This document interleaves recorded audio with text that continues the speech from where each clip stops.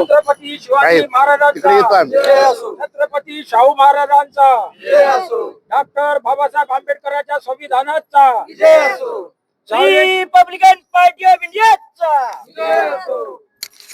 साळवे कुटुंबियाला न्याय मिळालाच पाहिजे, साळवे कुटुंबियाला न्याय मिळालाच पाहिजे, साळवे कुटुंबियाला न्याय मिळालाच पाहिजे. अरे मिळत कसा नाही, शिवाय राहणार नाही.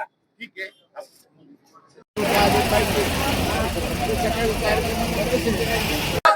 साळवे कुटुंबियाला न्याय मिळालाच पाहिजे. अरे मिळत कसा नाही, मिळालाच पाहिजे. डॉक्टर बाबासाहेब आंबेडकरांच्या संविधानाचा माननीय आमदार आठवले साहब आगे बढ़ो, हम तुम्हारे साथ हैं. आठवले साहब आगे बढ़ो, हम तुम्हारे साथ हैं. रिपब्लिकन पार्टी ऑफ इंडियाचा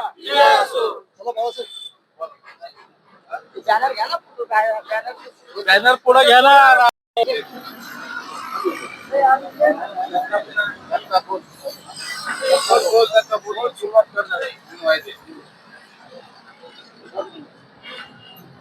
आणि रिपब्लिकन पार्टी ऑफ इंडियाच्या वतीने माननीय केंद्रीय सामाजिक न्याय राज्यमंत्री यांच्या आदेशानुसार चळवळीमध्ये काम करत असताना समाजातील विविध घटकाला न्याय देण्याचे काम रिपब्लिकन पार्टी ऑफ इंडिया करत असते.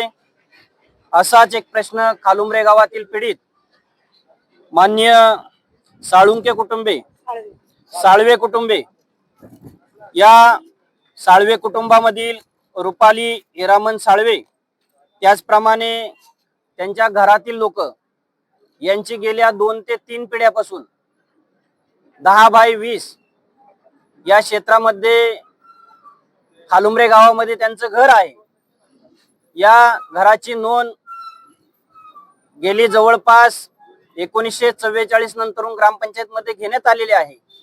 ग्रामपंचायतीमध्ये त्यांच्या उतारावरती त्यांचं घर हे कच्चे बांधकाम, दगड विटा माती या पद्धतीची नोंद आहे. परंतु या विषयी संबंधित श्री कालिदास बबन शिंदे, किरण बबन शिंदे आणि लंका बबन शिंदे यांनी या कुटुंबाची जमीन हडप करण्याचं काम, त्यांना बेघर करण्याचं काम या ठिकाणी केलं. सदर कुटुंब आठवले साहेबांवरती विश्वास ठेवून रिपब्लिकन पार्टी ऑफ इंडियाकडे आले असता त्यांनी आम्हाला न्याय मिळावा ही विनंती केली असता सर्व रिपब्लिकन पार्टी ऑफ इंडियाच्या वतीने आज या ठिकाणी आम्ही पोहोचलो आहे आणि त्यांना न्याय भेटेल, प्रशासन त्यांना न्याय देईल ही आशा मी व्यक्त करतो आणि मी या ठिकाणी थांबतो. जय भीम. जय भीम. माझ्या अगोदरच्या वक्त्यांनी सांगितलं की साळवे कुटुंबीय कशा प्रकारचा अत्याचार, एक अन्याय या ठिकाणी झालेला आहे साळुंबे गावामध्ये. तर साळुंबे या ठिकाणी आमची शाखा होती आणि या लोकांना माहित आहे की आपल्याला न्याय मिळेल, हा आठवले साहेबाकडेच न्याय मिळेल. आम्ही आठवले साहेबाचे पॅन्थर पासूनचे न्याय मिळवून देण्याचंच काम करत सतत आलेले आहोत. सूर्यवंशी साहेबांना चांगल्या पद्धतीची या ठिकाणी दोज आहे त्यांच्याकडे. तर आमची अशी विनंती आहे डिपार्टमेंटच्या लोकांना व विशेष सूर्यवंशी साहेबांची आमची बऱ्याच वर्षापासूनची मैत्री आहे.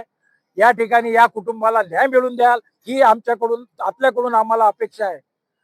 आज रिपब्लिकन पक्षाचा आवाज या महाराष्ट्रामध्ये आठवले साहेब यांच्याशिवाय कोणाचा नाही आणि सर्व जाती जमातीच्या लोकांचं काम करण्यासाठी आठवले साहेब धावून जात असतात आणि त्याप्रमाणे आम्हाला आदेश देण्यात येतो. मी पश्चिम महाराष्ट्राचा सचिव या नात्याने या ठिकाणी या कुटुंबाला न्याय द्याल आणि न्याय मिळेपर्यंत आम्ही या ठिकाणी आंदोलन चालूच ठेवू. आज हे सुरुवात आहे.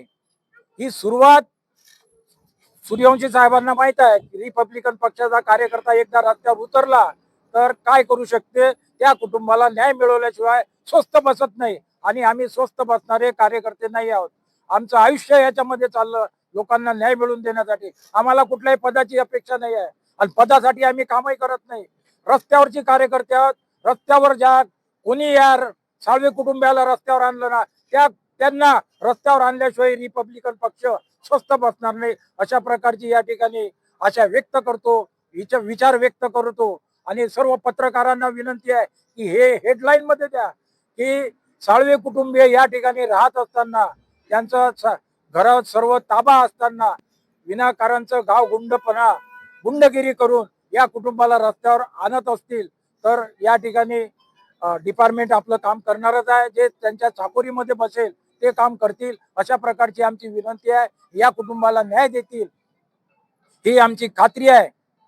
कारण हे जे सर्व चाललं या संविधानानुसारच चाललेलं आहे, तर संविधानाप्रमाणे न्याय देतील अशी आशा व्यक्त करतो. या ठिकाणी थांबतो. जय भीम, जय महाराष्ट्र, जय संविधान. छत्रपती शिवाजी महाराजांना प्रथम मी अभिवादन करतो आणि या साळवे कुटुंबावरती जो अन्याय झालेला आहे, 40-40, 50-50 वर्ष राहायचं आणि त्यांच्यावरती त्यांचं राहतं घर काही गावगुंडांनी यायचं आणि घर पाडायचं, लेकर संसार उद्ध्वस्त करायचा. हे जातीय वर्ण व्यवस्थेच्या विचारसरणीच्या माणसाचं काम आहे. जातीय वर्ण व्यवस्थेच्या माणसानी एक मातंग समाजाचं कुटुंब त्या ठिकाणी राहतंय, त्याचं घर तिथं आहे, मुलं तिथं आहेत आणि अशावर मी जागा विकत घेतली. अरे बाबा, कशी विकत घेतली, कधी घेतली?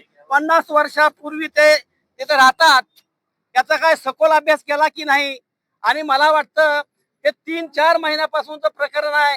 पोलीस प्रशासनाने त्यांचं दखल आतापर्यंत का घेतली नाही? त्यांचं कुटुंब कसं उद्ध्वस्त झालं, त्यांच्यावर खटले पाठीमागत भरायला पाहिजे होते. मी Republican party of India Pimpri Chinchwad शहर जिल्ह्याचा अध्यक्ष आहे ना, त्यानं पोलीस प्रशासनाला त्या गुंडावर कारवाई, अट्रॉसिटी ऍक्ट गुन्हा अंतर्गत त्याच्यावर गुन्हा कारवाई खटला दाखल करावा आणि या कुटुंबाला न्याय द्यावा. आम्ही यासाठी इथं आलेले आहोत.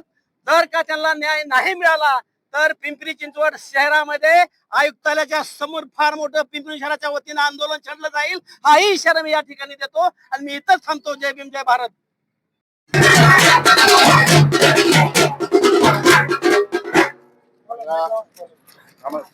सर्व आज